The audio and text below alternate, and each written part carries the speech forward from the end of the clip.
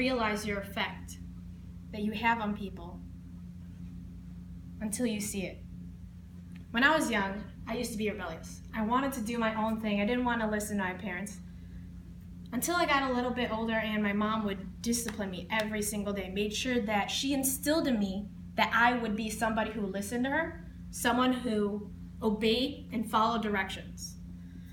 She was a big impact in my life. In fact, I'll tell you a little bit of background about myself. I used to be homeschooled, so my mom was a very big influence in my life.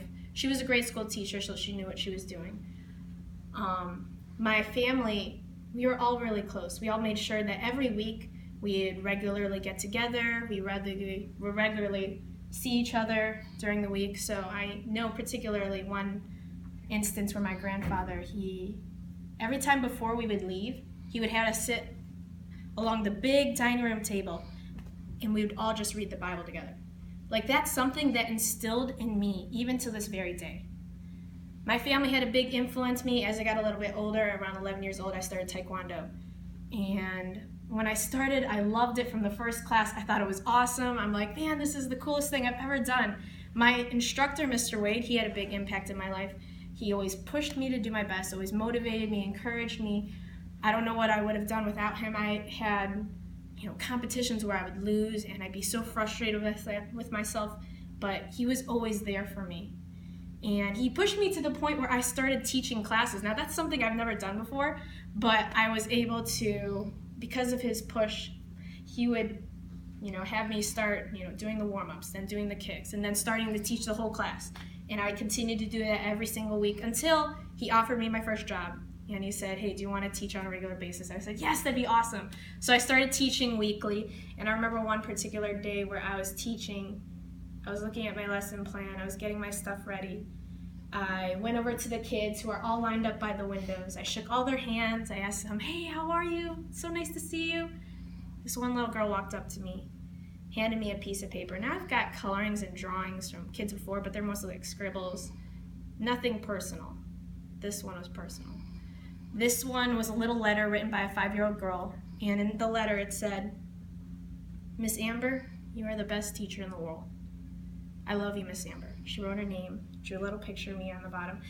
I was holding that paper and I realized what an impact I was making on this little girl's life. I was not only her instructor, I was so much more than that. I was her role model. I was somebody she looked up to, and that affected me. And I realized, looking at all the other kids, I wasn't just affecting her life, I was affecting all of the kids' lives.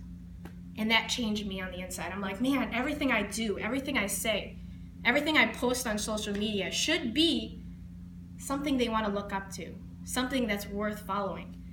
And that's just one of many examples where I saw the evidence of my impact. I saw the evidence. And so, for example, there was this one kid, his name was Mason.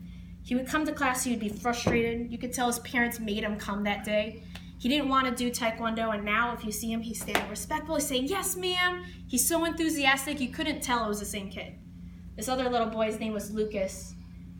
He would be bouncing around the room. He couldn't keep himself still. In fact, my assistant had to hold him because he would be pushing kids and he would be so crazy. He was flaring his arm, hey, let me go. She's like, nope, not until you stand straight. So we would stand up straight, and the progression, I saw him at a camp recently, and he was teaching a whole group of kids how to do a knife hand strike.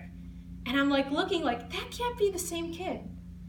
I also saw I know this one little girl, her name is Isabella. She cried her first class, but now if you see her, she's one of the most respectful kids you'll ever see.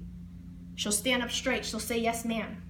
She even takes her respectfulness back home with her. I'll see her report card. She'll be helping parents at her mom and dad at home.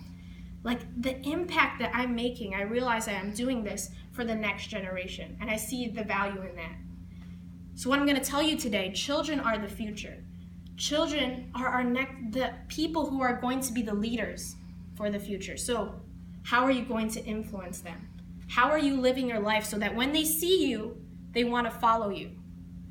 For example, the way that you talk to them, the way that you go about your day, the things you post on social media. Are they looking at that, and is that something worthy to be followed? If it weren't for my mom, if it weren't for my grandfather, if it weren't for my instructor who influenced my life, I wouldn't be the person I am today. So I'm going to ask you a question. Is your life a life worth following? Thank you.